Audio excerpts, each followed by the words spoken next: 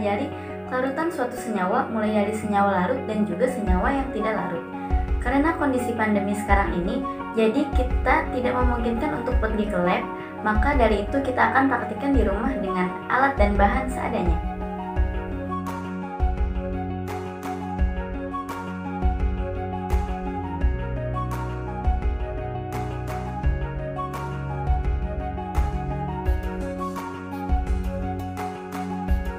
Baik, prosedur yang pertama adalah menyiapkan alat dan bahan. Alat dan bahannya yaitu minyak goreng, garam dapur, minyak kayu putih, air mineral 2 buah sendok, dan 4 buah gelas.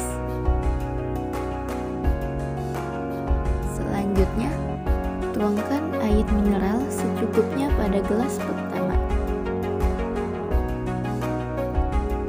Dan tambahkan 2 sendok garam,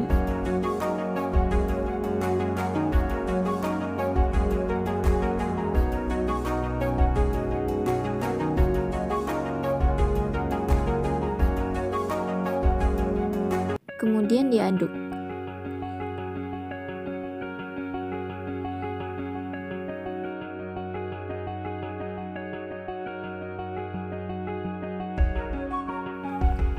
Dan hasil dari gelas pertama adalah garam larut sempurna oleh air.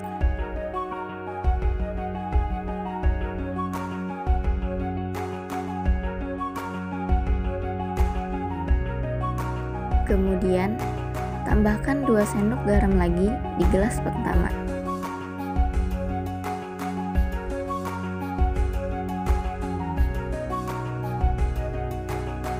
Kemudian diaduk.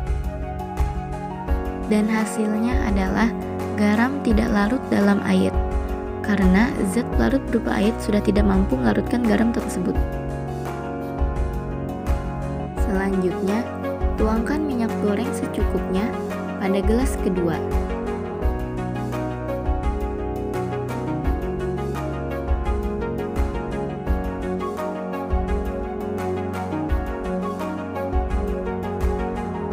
Dan tambahkan 2 sendok garam, kemudian diaduk.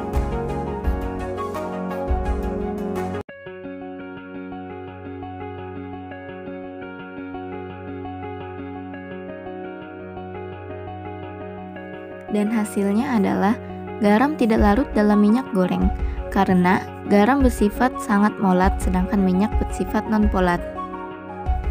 Pada gelas ketiga, tuangkan minyak goreng secukupnya.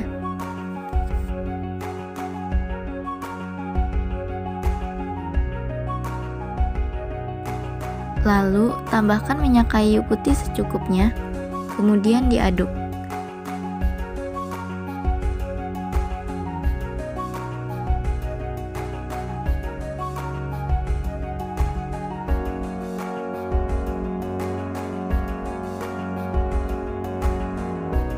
Dan hasilnya adalah minyak kayu putih larut dalam minyak goreng, karena kedua bahan tersebut sama-sama bersifat non-polat.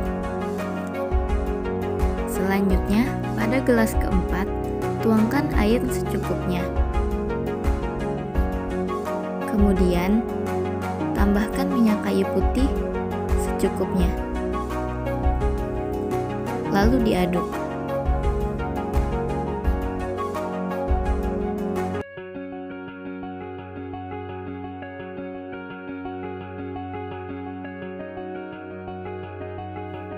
Dan hasilnya adalah minyak kayu putih tidak larut dalam air karena minyak tersebut bersifat non-polat, sedangkan air bersifat polat.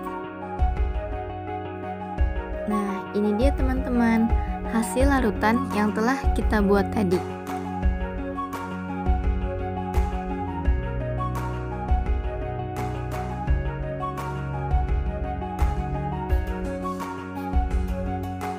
Nah, kelarutan itu apa sih? Kelarutan adalah jumlah maksimum suatu senyawa atau zat yang bisa larut dalam jumlah pelarut mol atau liter.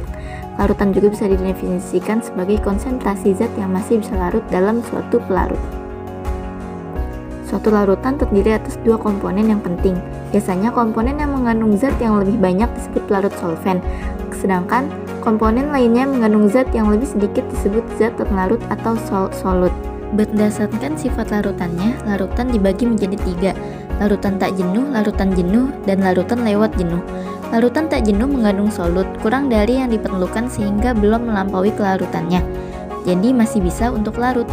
Sedangkan larutan jenuh mengandung sejumlah solut yang larut sehingga sama dengan kelarutannya, jadi zatnya dapat mengendap. Yang ketiga, larutan lewat jenuh. Larutan lewat jenuh mengandung lebih banyak solut yang diperlukan daripada solvent, sehingga zat yang mengendap lebih banyak daripada yang larut.